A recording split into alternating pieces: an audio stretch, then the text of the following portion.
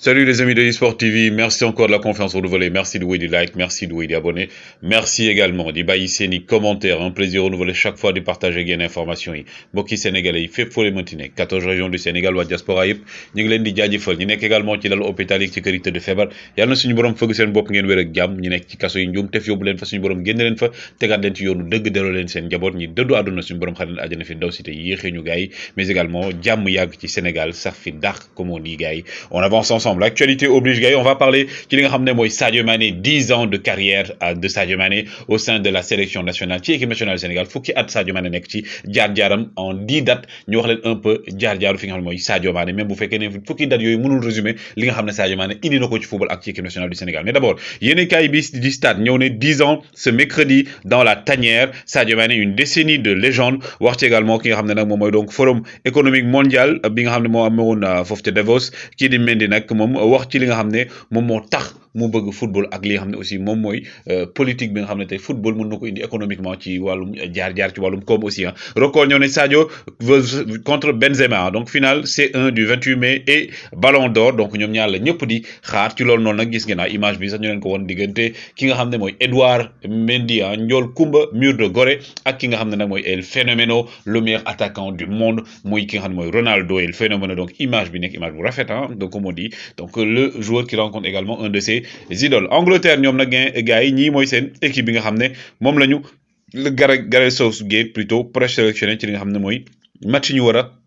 joué donc mi ngi nii ci Nation League bi gis ngeen joueurs yoo xam ne ay Trent Alexander-Arnold Reece James ñu ngi si joueurs yu bëri lii nag nekk image aussi Stade de France première image yi gars yi ñi ngi waajal gis ngeen Paris finale 2022 ñu ñaan ne yàlla na ko Sadio Mané jël te mu jikko gars yi donc sinon aussi donc que le meilleur gagne mais on espère que Sadio Mané dina gagné ku nekk nag am nga droit faral ki nga faral comme ni ko waxee saa su nekk Jürgen Klopp manager de l'année moom nag la ñu tànn mu nekk manager de l'année du côté de la Premier League bi mooy deuxième fois mu daal di koy jël mais nag gars yi bëri ñu commencé naan Jürgen Klopp musta jël sax entraîneur du mois ci Premier League saison bi même bu fekkee ne chaque mois dañ ko ciy boole mu jël li nga xam ne mooy trophée bi gars yi loolu lañu kaas mais il le mérite Todd Bowley nag le nouveau propriétaire bi nga xam ne mooy propriétaire bu Chelsea gannaaw ba nga xamee ne waa gouvernement britannique bi d'accord nañ pour ñu jaay Chelsea moom nag 200 millions lañ ne la teg ci table bi pour jox ko ki nga xam ne mooy Thomas Tuchel jox ko lenge yi ne ko nag Tuchel xoolal fi nga xam ne moom moo la neex joueur bi la neex ak aussi li nga xam ne jàpp nga ne moo war a mën a renforcer équipe bi ñu daal ciy dox ay jéego ngir renforcer équipe bii di équipe bu Chelsea nga xam ne départ yu bëri am na ci am na ñoom ñetti départ Christensen dafay jugee même 4 ans on ne sait pas encore ak Azpilicueta mais Alonso dafay jugee ak aussi ki nga xam ne moom dem na Rudiger mais ki nga xam ne mooy Thomas Tuchel moom dafa bëgg a prolonger ki nga xam ne mooy N'Golo Kanté même bu fekkee ne Jorginho bi dañ ko bëgg a jaay xamuñu ndax day demool du dem le joueur italien d'origine brésilienne mais ki nga xam ne mooy N'Golo Kanté daal moom dañ koy daal di garder ki ngeen gis nag également di Timber moom Manchester United moo bëgg a jënd le joueur d'Ajax Amsterdam nga xam ne ki nga xam ne mooy Erik ten Hag moo nekkoon entraîneur na foofu moom daal la bëgg a indi rapatrier ko mu daal di ñëw du côté de Manchester United Timber bi nga xam ne il serait très content jouer du côté de son ancien entraîneur Pau Torres aussi Manchester United aussi da ko teg gët moom ñu ngi avancé bu baax a baax pour daal di koy recruter mu nekk seen défenseur ñëw également nekk ak central bi xëy na mu ñëw concurrencer ki nga xam ne mooy Raphaël Varane ak aussi surtout ki nga xam ne nag moom mooy comme voilà le capitaine boo xam ne gars yi jàpp nañ toor yëpp moom lañ ko teg au niveau de la défense mancunienne ki ngeen gis nag di donc kii di Erling Haaland à Manchester United Haaland mi ngi nii gars yi bind sax ñu bëri ñu def seet na Haaland à la maison Haaland bi nga xam ne gannaaw ba mu demee Espagne wax naa leen ko ci restaurant foofu ci Barça bi kii moom Pep Guardiola pour régler leen détail dafa dem jubal ci Angleterre kii nag di Anthony Martial moom waa Manchester United ñoom ñoo ko àll ki nga xam ne mooy Séville mais Séville dañ koy delloo ndax président Séville bi wax na ko nee na Martial bon li ñu doon xaar ci moom defu ko donc attente yi donc moo tax option d'achat bi duñ ko daal di lever ki nga xam ne moom nag nee na moo bañ ba lànk ba tëdd ci suuf ne du jugee fi nga xam ne mooy donc du côté de Arsenal ngeen gis ko ni donc le joueur d'Arsenal qui évolue aujourd'hui du côté donc de Betis Séville un des concurrents de ki nga xam ne mooy donc Youssouf Sabaly moom nee na de du jóge fa nga xam ne mooy donc Betis Séville wax na ko waa Arsenal ñu def suñu ci mën a mën ki nga xam ne nag moom mooy Modric moom gars yi dañ ko laaj ci prolongation muy tooñ gars yi ne non man du ma def bu Mbappé bi quoi na gars yi dala seen xel mais aussi xanaa waa Real def moom bu Mbappé mais man moom dama bëgg a prolonger Real de Madrid loolu la wax Real de Madrid mi nga xam ne aujourd'hui comme je l'ai dit hier donc gars yi RMC nee na ñoom ils ont eu l'accord de principe de ki nga xam ne mooy Tchouaméni mais rien n'est encore signé et du côté du Paris Saint-Germain nee nañ ki nga xam ne mooy Mbappé mi ngi waxtaan ak moom pour mu daal di ñëw renforcer équipe Paris Saint-Germain moom la ñu soxla mooy seen priorité à défaut d'avoir Paul Pogba donc Tchouaméni la ñu yor et les médias italiens donc notamment également yenn journalistes italiens yi ñoom Fabrizio Romano ñoom nee nañ ki nga xam ne mooy donc kii di Lewandowski am na accord de principe ak waa Barcelone fi mu ne nii Barça moo war a waxtaan ak Bayern bu jubóo mais moom Lewandowski joxe na accord de principe boobu Laporta aussi wax na ci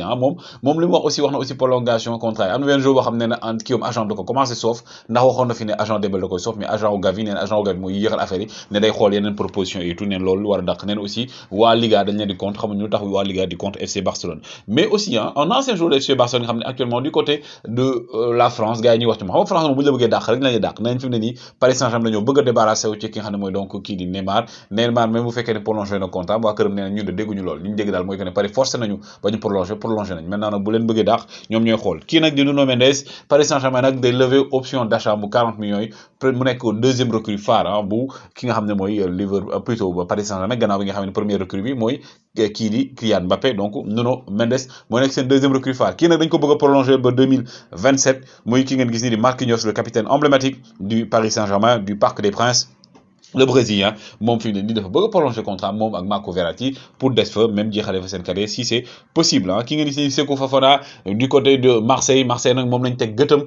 ci ñoom moom lañ ko teg ne pour mu ñëw remplacer kan mooy Boubacar Kamara et Seko Fofana moom wax na bëgg-bëgg mooy dafa bëgg jouer Ligue des Champions et que Marseille dafa qualifier Ligue des Champions donc il peut aller à l'Olympique de Marseille bu fekkee amul beneen proposition Gravenberch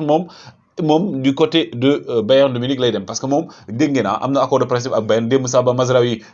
signé moom dafa jël image Mazraoui ba mu nekkee Barça ay Bayern na signé mu def ko ci Instagram gars yi ne Gravenberch moo ci topp et que moom moo ci topp actuellement nag on va parler des 10 dates yoo xam ne day marqué Sadio Mané il faut rappeler que ne Sadio Mané bu ñëwee équipe nationale c'est grâce également à Joseph Koto yàlla na ko yàlla xare àjjana firdawsi Joseph Koto l'ancien sélectionneur des joueurs locaux également de l'équipe nationale jaar na équipe nationale yëpp loolu nag le 11 février 2000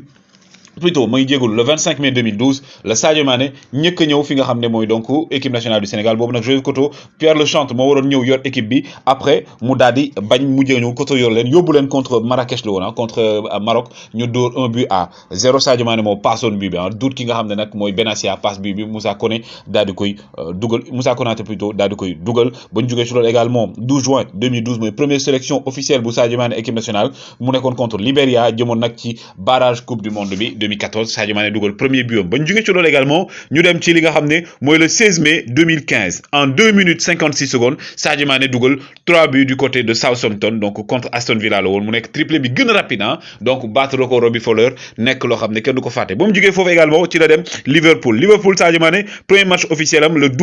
14 août 2016 mu dugal but bu anthologique donc contre Arsenal duut ñëpp terrain bi dugal but bu garaaw Jürgen Klopp taf gémminam yéen koy fàttaliku ñëw boot Sadio Mané wax ne booy bu bees bi ñëw na ba ñu jógee ci loolu nag dem saison 2017 ñu toog ci lu yàgg-yàgg nga xam ne mooy Liverpool amul victoire te pourtant 2016 dañ ko jeexalee lu baax Sadio Mané contre ñi nga xam ne mooy daal di Tottenham Sadio Mané dugal 2 buts à 0 le Sadio Mané dóor ñi nga xam ne mooy donc Tottenham loolu c'était gars yi le 11 février 2017 Liverpool Tottenham bu ñu jógee loolu nag ñu dem ci li nga xam ne mooy le 14 février 2018 à Porto mi nga xam ne jamono jooju ku fa demoon rek da lay dóor Sadio Mané dem fa dugal doublé ñu mujjee dóor ñi nga xam ne mooy dugal triplé plutôt ñu dóor ñi nga xam ne mooy Porto 5 buts à 0 grâce à Sadio Mané après également gars yi dootuñu fàtte li nga xam ne aussi Sadio Mané def na ko un certain Manuel Neuer mu nekkoon le 13 mars 2019 0 but partout la woon à l'aller à Liverpool ñu retour bi nag Sadio Mané daal di dugal li nga xam ne aussi mooy doublé permettre ñii di Liverpool dóor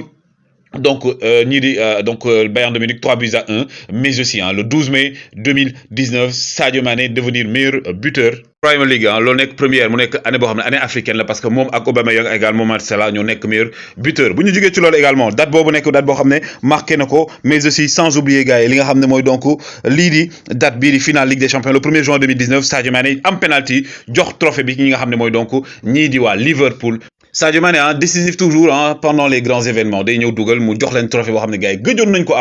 toog nañ ay ati amuñu trophée bi grâce à Sadio Magnifique Mané bind turam dans les annales du football mondial mais également dans les annales du football africain loolu tax na également Sadio Mané est devenu le roi du Caire le 7 janvier 2020 gannaaw ba nga xamee ne liñ naan kii di Mohamed Salah dafa ñëw Sénégal jël fii li nga xam ne mooy Ballon d'Or bi Sadio Mané dem ca Caire jël Ballon d'Or africain mu nekk premier trophée bi nga xam ne jël na ko individuel en Afrique mu nekk trophée majeur Sadio Mané également qui a permis au Sénégal, un 6 février 2022, de remporter son premier trophée continental. Loo xam ne ba abadan daayman du fay woy boobu du fay ndax rafet ndax Sadio Mané fi mu a délivré tout un continent, tout un peuple sénégalais. Loolu aussi tax Sadio Mané est entré à jamais dans les cœurs du Sénégal, dans les cœurs de tous les patriotes sénégalais. Sadio Mané est devenu aussi gars yi ci jamono jooju meilleur joueur de la CAN. Sadio Magnifique Mané ñëw def li bépp joueur war a def pour un peuple. Il a fonctionné, il a agi comme un seul peuple avec un seul but et une seule fois mooy jox équipe nationale Sénégal trophée bi. Sadio Mané qui se dirige également de manière majestueuse sur les traces des plus grands joueurs mondiaux. Sadio Mané mi war a jouer Ligue des Champions le 28 mai 2022 gars yi nañ ko ñaanal mu gagné li nga xam mooy Ligue des Champions bi. L'enfant de Bambali, l'enfant du Sénégal, l'enfant de l'Afrique, le meilleur joueur africain du moment et l'un des meilleurs joueurs du monde gars yi. Woy leen di like, woy leen di abonné. Joyeux anniversaire à 10 ans de carrière en équipe nationale Sadio Mané, jaa ngeen jëf.